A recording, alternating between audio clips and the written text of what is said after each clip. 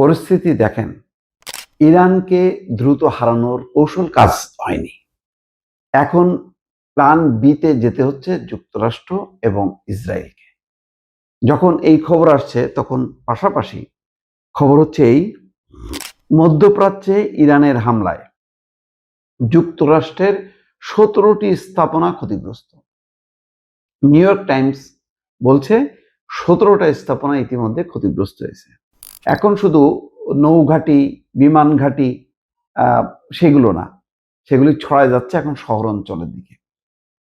এই কারণে এখন প্ল্যান বিতে যেতে হচ্ছে। কি সেই প্ল্যান বি?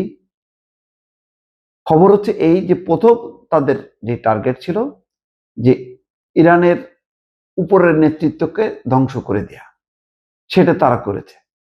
কিন্তু সেটা করে দিয়ে তারা স্বস্তি পায়নি, তারা নিষ্ক্রিয় করতে পারেনি। ইরান যে ধাপে ধাপে সব নেতৃত্ব ঠিক করছে, এমনকি মুস্তফা খামেনি তাকেও যদি মেরে ফেলা হয়, তারপরে কে সব তাদের ঠিক করা আছে।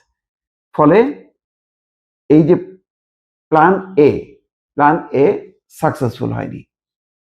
তারা একই সঙ্গে শীর্ষ নেতা সহ ইরানের বড় বড় অবকাঠামোতে হামলা করছে, তেল শোধনাগারে হামলা করছে, কোনো কিছুতে কাজ হয়নি।